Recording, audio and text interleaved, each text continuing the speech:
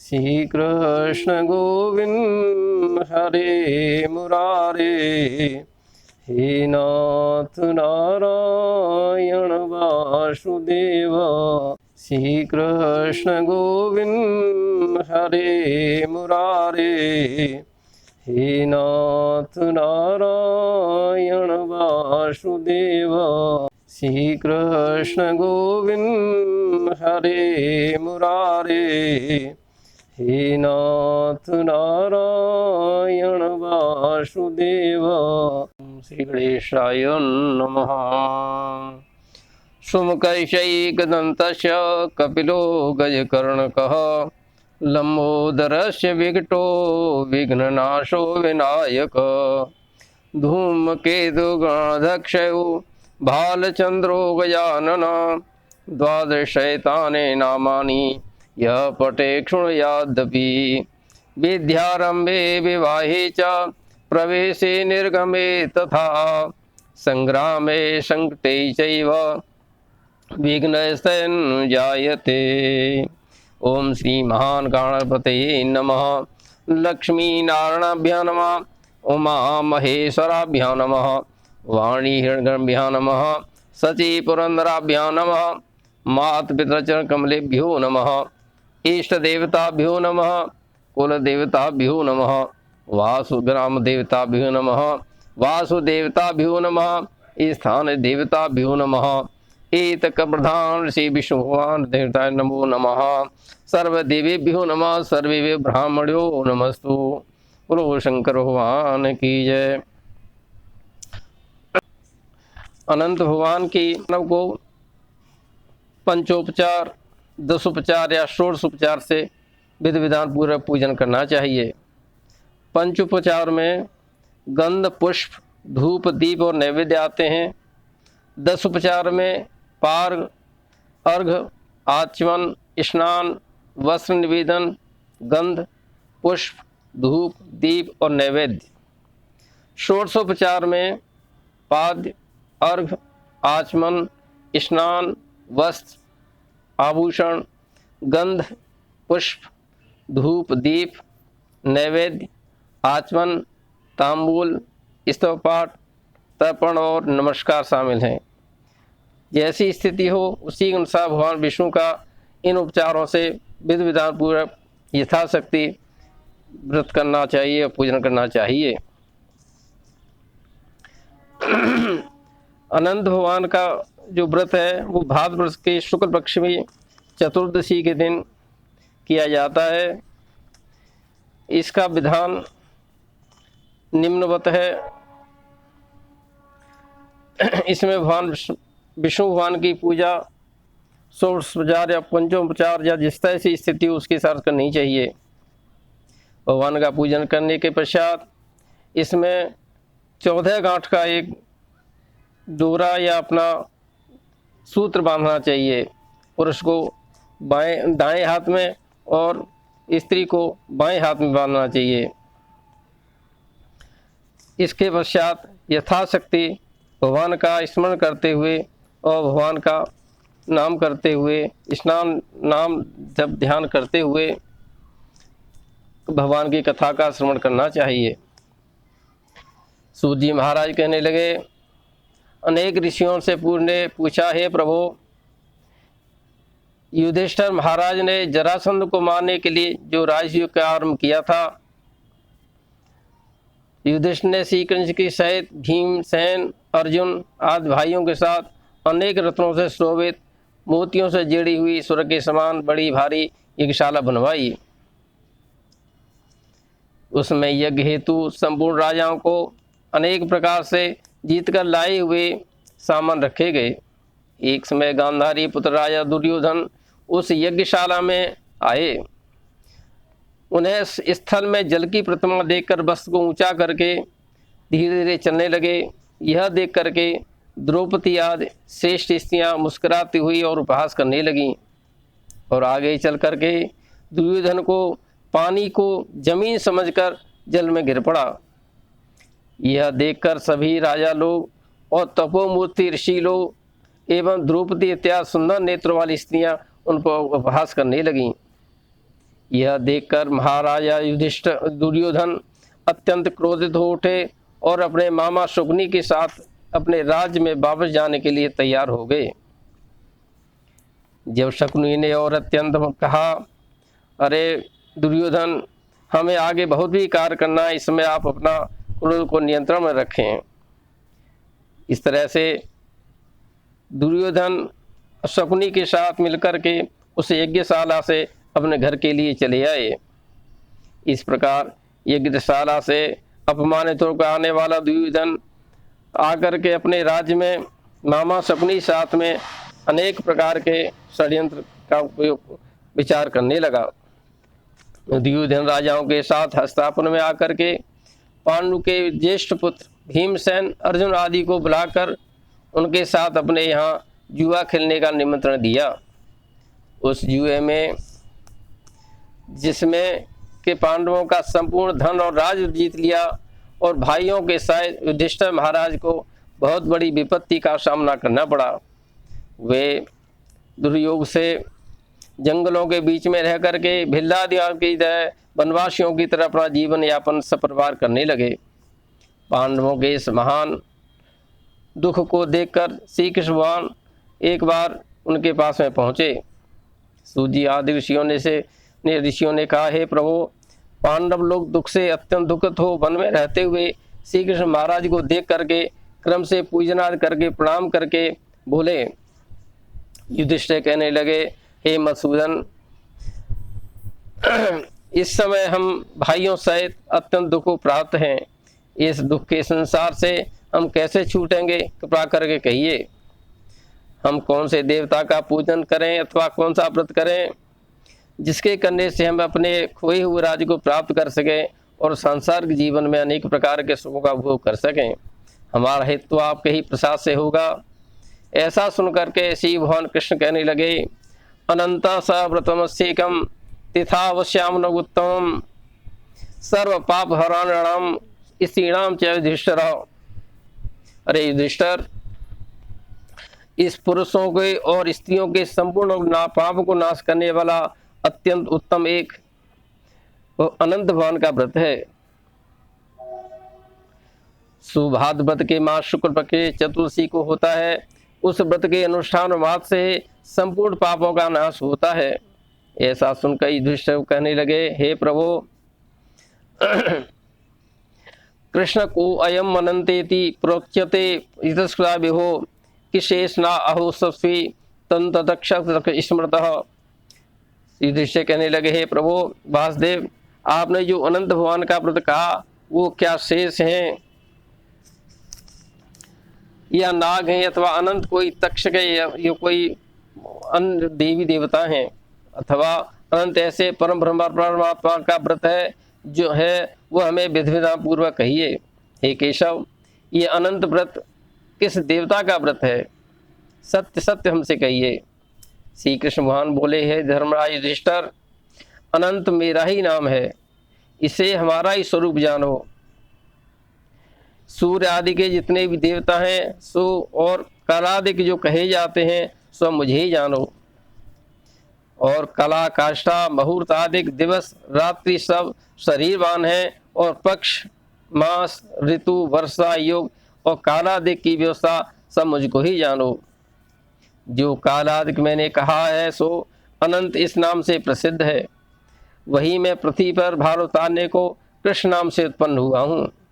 दानवों का नाश करने और साधुओं की रक्षा करने को वसुदेव के कुल में उत्पन्न होकर के तुम मुझे ही अनंत भगवान जानो।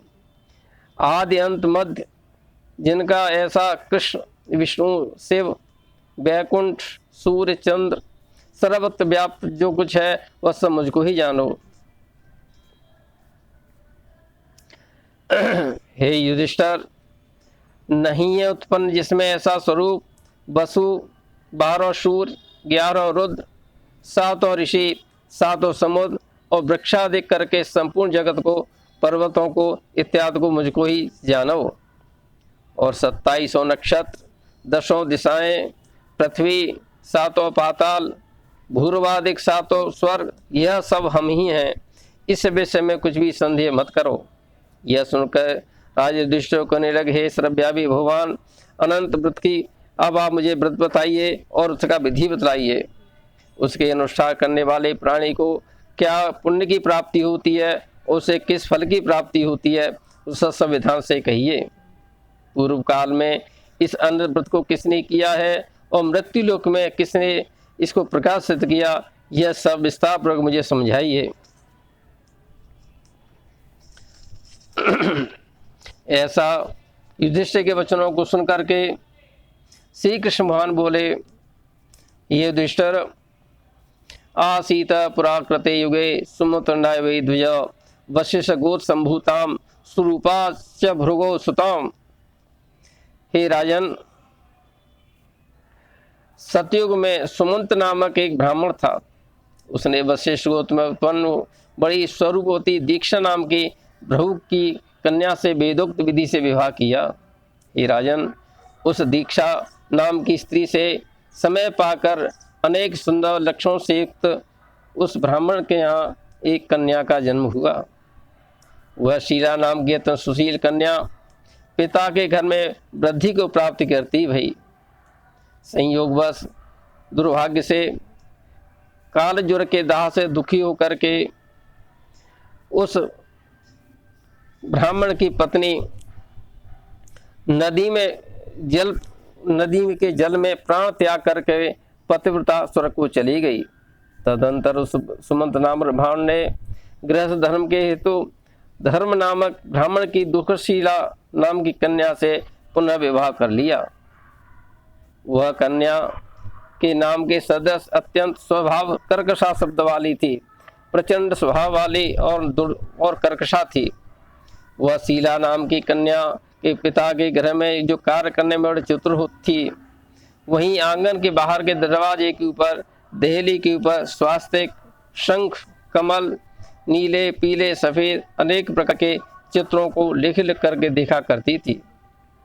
इसके अनंतर उसी तरह समय व्यतीत हुआ। वह कन्या अपने पितृगृह में कुमारावस्था को छोड़कर युवावस्था को प्राप्त हुई। पिता के घर जंगल मंगल देने वाली बड़ी होती भई। यह देखकर पिता चिंता करने लगा कि इस कन्या का विवाह विधि विधान पूरा किसी सुयोग वर के साथ कर दिया जाए। ऐसा विचार करके उस ब्राह्मण ने उस समय मुनियों में उत्तम वेदांत और जानने वाले कौंडिन्य नामक ऋषि के साथ में अपनी कन्या शीला का विवाह विधि विधान से कर दिया और बोले कि मैं तुम्हारी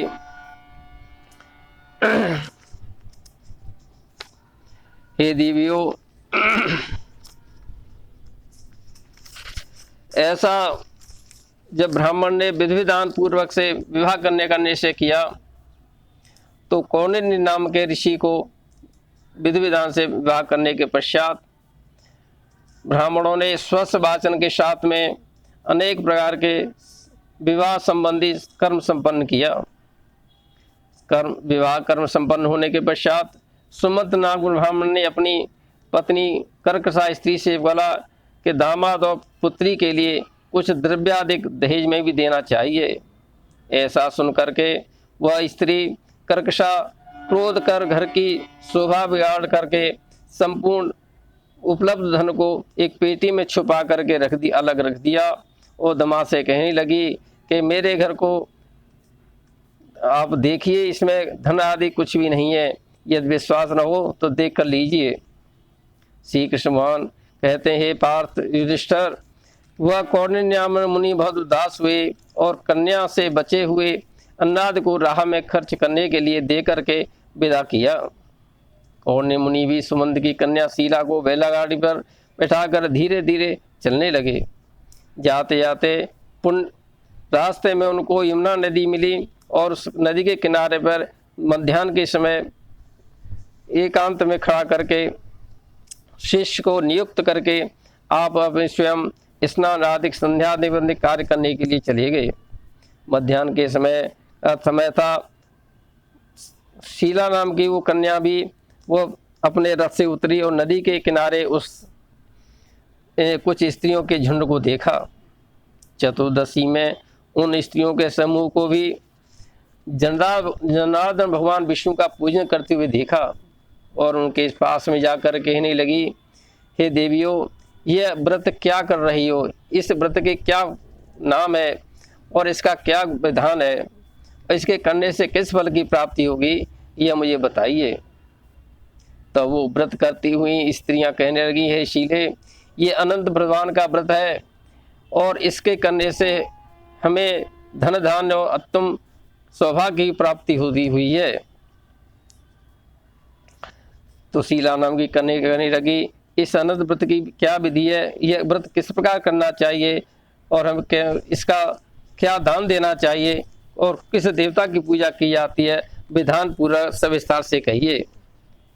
ऐसा सुन करके भी स्त्रियां बोली, हे शीले, उत्तम अन्न को अस्तमात एक शेर मालपुआ के आदि बनवा करके आधा ब्राह्मण को देवे, आधा आप भोजन करे। फिर यथाशक्ति दक्षिणा देवे, नदी के तीर पर करे, भगवान की कथा का मंडप बना करके भगवान की कथा का श्रवण करे। इसमें भगवान की कुशा के शेषनाग बनाए, कांसे के पात्र में स्नान करके मंडप में रख करके विधि विधान पूर्वक भगवान का पूजन करे। चंदन है, पुष्प है, धूप है, दीप है, नैवेद्य, अनेक प्रकार की वस्तुओं से भगवान का पूजन करे। उनके आगे रख करके एक मजबूत सूत का डोरा केसर रंग में रख करके 14 गांठ का बनावे। पहले इसे इतना ध्यान रहे कि वासुदेव ही अनंत हैं, ऐसे संसार रूपी समुद्र में डूबे हुए हे प्रभु मेरी हर तरह से रक्षा करें, उद्धार करें और अनंत रूप को ही मेरा स्वरूप समझें। हे सूत्र रूपी अनंत भगवान, आपको बारंबार प्रणाम है, ऐसा कह करके भगवान के सामने अपनी प्रार्थना निवेदित करें। ऐसा स्मरण करके शुद्ध चित्त से, प्रसन्न चित्त हो करके भगवान के यथाशक्ति नैवेद्य आदि अर्पित करने के बाद हम भोजन करें। संसार रूपी अनंत नारायण भगवान का ध्यान करें और भोजन अपने घर में जाकर के करें। हे भद्रे, यह व्रत तेरे से कहा गया है। श्री कृष्ण महाराज युधिष्ठिर बोले, हे राजन, प्रसन्न चित्त से ऐसा व्रत विधान सुनकर वह शीला नाम की कन्या जो है एक सुंदर डोरे को बाह में बांधकर प्रेम से अपने स्थान पर लौट आई। जैसा 14 गांठ का डोरा जो है बांधने को कहा था, वैसा ही बांधे और अपने पति के साथ अपने घर के लिए पहुंची। उसी समय से भगवान का व्रत करने से वह शीला नाम की कन्या के यहाँ और जो कौंडिन्य नाम के ऋषि के यहाँ धन धान्य की वृद्धि होने लगी। अनंत करने से घर गोधन आदि युक्त और धनदान से भरपूर होने के साथ साथ भी अनेक प्रकार की धन संपत्ति शीतो हो गया। सुखदात्री शीला भी मणियुक्त करदनी और अनेक सांसारिक चीजों का उपभोग करते हुए घर में सानंद पूर्व अपने पति के साथ में रहने लगी। संयोग बस एक समय शीला अपने घर में बैठी हुई थी, बाहर से उनके पति आए और उन्होंने देखा कि शीला के बाएं हाथ में कोई डोरा बंधा हुआ है। वो बोले, कौंडिन्य ऋषि बोले, यह डोरा क्या मुझे वश में करने को बांधा है? इसका कारण क्या है? हे प्रिय, ऐसा तुमने क्यों किया है? यह मुझे साफ साफ बताइए। ऐसा सुन करके शीला बोली, हे प्रभु, जिसके प्रसाद से हमारे यहाँ धन धान्य की वृद्धि हुई है, अनेक प्रकार की दैनिक वस्तुओं का उपभोग, जो उपयोग वस्तुओं का संपन्न हुआ है, वही सब इसी भगवान के अनंत व्रत के का प्रभाव है। श्री कृष्ण भगवान बोले, हे पांडुपुत्र युधिष्ठिर, लक्ष्मी के मत से अंधे शीला के उस पति ने, ब्राह्मण ने शीला का वचन सुन करके उस उपहास करते हुए उस डोरे को तोड़ दिया। कौन अनंत, कैसा अनंत, ऐसा कह पाप कर्म करते हुए, वाचक अपराध करते हुए उन्होंने उस डोरा को तोड़कर अग्नि में डाल दिया। शीला व्याकुल होकर के हाहाकारती हुई उठी और डोरा को आग में से निकाल करके दूध में डाल दिया। इस पाप कर्म से उस शीला के यहाँ लक्ष्मी का क्षय होने लगा गऊ आदि जो थे वो उनको चोर ले गए, घर में आग लग गई, हर प्रकार का धन नष्ट हो गया। जो जिस तरह से घर में आया था वह उसी तरह से चला गया। उसके सभी कुटुंबी जन भी उससे कलह करने लगे, भाइयों में लड़ाई होने लगी। अनंत फेंकने के पाप में घर में दरिद्रता आ गई।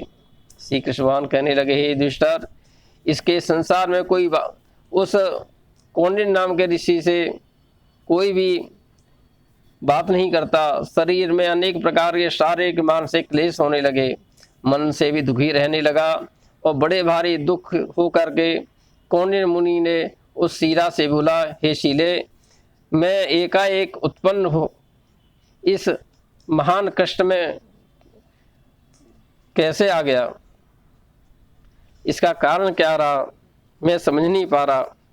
मेरा संपूर्ण धन नष्ट हो गया है, स्वजनों से कलह होती है, मुझसे कोई बोलता नहीं और शरीर में नित्य ज्वर आदि ताप रहते हैं। चित्त में महान खेद है, इसका कारण क्या है मैं जान नहीं पा रहा। प्रत्युवाच शीला सुशीला शील मंडना प्रायोनंत कृत्यक्षेपा पाप संभव फलभजम। वो अपने पति से कहने लगी, हे प्रभु, अनंत भगवान के अपमान करने से, उनका अपमान करने के साथ साथ उनके जो बंधा हुआ मेरे हाथ में डोरा था उसको तोड़ने से यह सब पाप की वृद्धि हुई है। हे महाभाग, इसके लिए उपाय करो तो फिर सब ज्यों का त्यों हो सकता है। भगवान कृपा सिंधु हैं, हमारे मन की स्थिति को और हमारे हृदय की स्थिति को जान करके हम पर हमारे अपराध को क्षमा करेंगे। हे प्रभु, आप कोई प्रयास करें और देखें कि हम किस उपाय से इस महान कष्ट से निवृत्त हो सकें। भविष्यतम महाभागम तदयतमाचरः एवं उक्ता स विप्रय जो जगाम मनसा हरिम। इस प्रकार से शीला के कहने पर वो कौंडिन्य नाम के ऋषि जो है वन में अनंत भगवान का किए हुए अपराध के क्षमा याचना के निमित्त उसका उपाय जानने के लिए वन में चल दिए। उस परमेश्वर को ध्यान में रखने के लिए जिसके प्रसाद से मुझे धनदान की मिला, बाद में बान करने से मैं निर्धन हो गया हूँ। मेरे अक्सर दुख देने वाले धनाधिक ऐसे अनेक प्रकार के कष्टों को प्राप्त हुए। मैं जा कर के वह कौंडिन्य नाम के ऋषि वन वन में घूमने लगे, फिरने लगे। वो हर एक से जो भी मिलता उसी से अनंत भगवान के बारे में पूछते। कौंडिन्य नाम के ऋषि को घूमते हुए जंगल में एक आम के वृक्ष को देखा जिस पर एक भी पक्षी नहीं था और करोड़ों कीड़े लगे हुए थे। उस आम के वृक्ष से पूछा, हे आम के वृक्ष, आपने अनंत भगवान को देखा है तो कहिए, मेरे चित्त में अतिशय दुख है। यह सुन करके आम का वृक्ष बोला, हे ब्राह्मण, मैंने अनंत भगवान को नहीं देखा। यह सुन करके वह कौंडिन्य नाम के ऋषि आगे चल दिए। आगे चल कर उन्होंने एक बछड़ा से गाय को देखा जो वन में इधर उधर दौड़ रही थी। कृष्ण भगवान कहने लगे, हे पांडव, ब्राह्मण गैया से बोला कि जो हे गैया, हे गौ माता, तुमने अनंत भगवान को देखा है तो मुझे कहिए। गौ माता बोली, हे कौंडिन्य ब्राह्मण, मैं अनंत भगवान को नहीं जानती। इसके बाद में उन ऋषि को जंगल में एक वृषभ को देखा। वृषभ को देख करके कौंडिन्य नाम ऋषि कहने लगे, हे गो के पति वृषभ, भगवान आपने क्या अनंत भगवान को देखा है? वह वृषभ बोला, हे मैंने अनंत भगवान को नहीं देखा। अरे ब्राह्मण, मैं इनके बारे में कुछ नहीं जानता।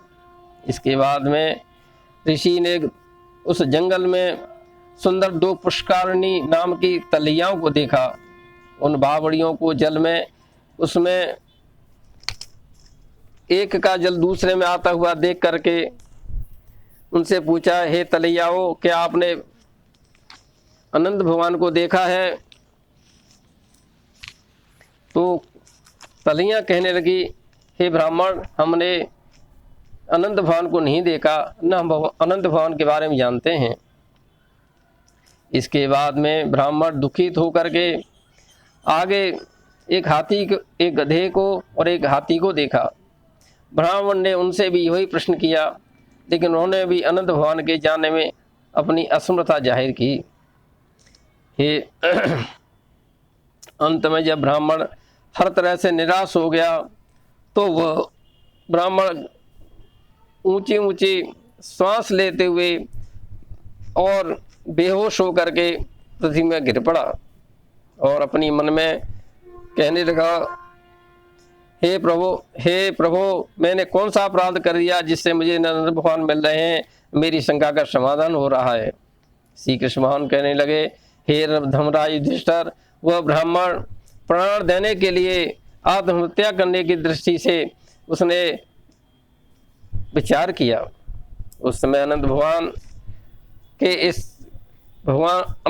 ने जब उस ब्राह्मण को ऐसा दुखी देखा तो एक वृद्ध ब्राह्मण रूपी ब्राह्मण का वेश धारण करके उस कौंडिन्य नाम के ऋषि के पास में आए और उसको कहने लगे, हे ब्राह्मण, आप क्या कर रहे हैं? तो कौंडिन्य ऋषि कहने लगे, हे प्रभु, मुझसे अनंत भगवान का अपराध हुआ है और मेरे प्रयास करने के बाद भी वो मुझे कहीं भी नहीं दिखाई दे रहे, अतः मैं अपने इसी दुखी जीवन से दुखी होकर के आत्महत्या करने का प्रयास कर रहा हूँ। तब वृद्ध ब्राह्मण रूपी ब्राह्मण ने उस कौंडिन्य नाम के ऋषि का हाथ पकड़ा और उनको एक गुफा में ले गए। उस गुफा में कौंडिन्य मुनि ने एक शहर देखा जिसमें बड़े स्वरूपवान स्त्री पुरुष विद्वान थे। शुभदायक सिंहासन में भगवान बैठे हैं, जिनके अगल बगल में शंख है, चक्र है, गदा है, बनमाला है, ऐसे गरुड़ शोभायमान हो रहे हैं और कौस्तुभमणि आदि वनमाला से विभूषित भगवान विष्णु को देख करके कौंडिन्य मुनि ने देखा और उनको साष्टांग प्रणाम किया।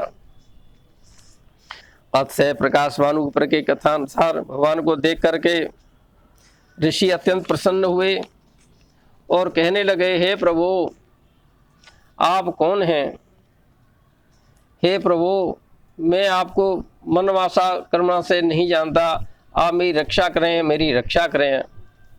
हे प्रभु, मेरे से जो अपराध हुआ है, जो कुछ भी हुआ है, उसके कारण मैं दुखी हूँ और मेरे दुख का निवृत्ति करिए।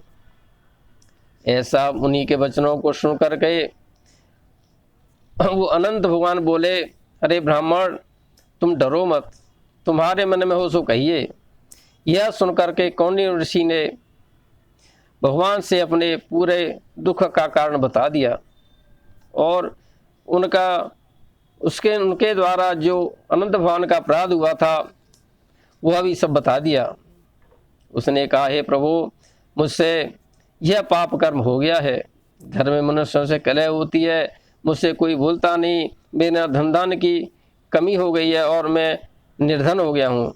हे प्रभु, आप कृपा करके मेरे उस अपराध की क्षमापूर्ति के लिए कोई उपाय बताएं जिससे कि मैं अपने गृहस्थ जीवन सुखपूर्वक जीवन जी सकूं। श्री कृष्ण भगवान बोले, हे युधिष्ठिर, भक्त से ऐसे प्रश्न को सुन करके ऐसे भगवान अनंत देव प्रसन्न हो गए और ब्राह्मण से कहने लगे, स्वगृहम गक्षम कौंड्यम नो विलम कुरु द्विज चारानंत व्रतम भक्त्या न वर्षाण पंचसा सर्व पाप विशुद्धात्मा प्राप्य से सिद्धमुत्तमाम पुत्र पौत्रार समुत्पात्यम भक्ता भोगा नृपसेतान अनंतरि स्मरणे प्राप्यम मापेश्य संशयम ददाम्यस्य तेवरम सर्वलोकापकारकम।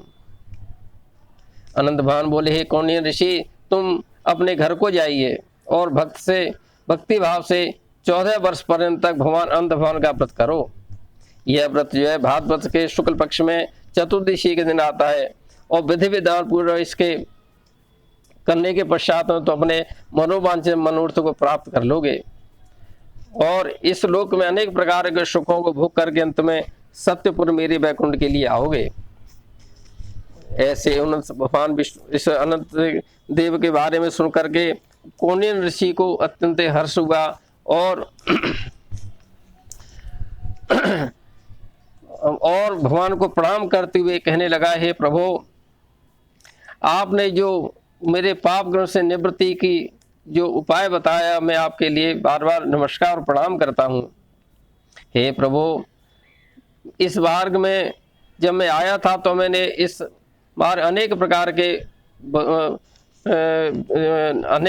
के वट वृक्षों और अनेक प्रकार के कौतूहल देखे थे, वो मेरे मन में कौतूहल बने हुए हैं, उनके बारे में मुझे बताइए। हे प्रभु, जब मैं रास्ते में आ रहा था तो एक आम का वृक्ष मिला, वह कौन था? एक गाय मिली थी, वह कौन थी? वो कमल कुमुदिनी सहित जो सुंदर जो तलैया थीं, पुष्करणी तलैया थीं, वो क्या थीं? वह गधा कौन था? वह हाथी कौन था? और वह ब्राह्मण कौन था?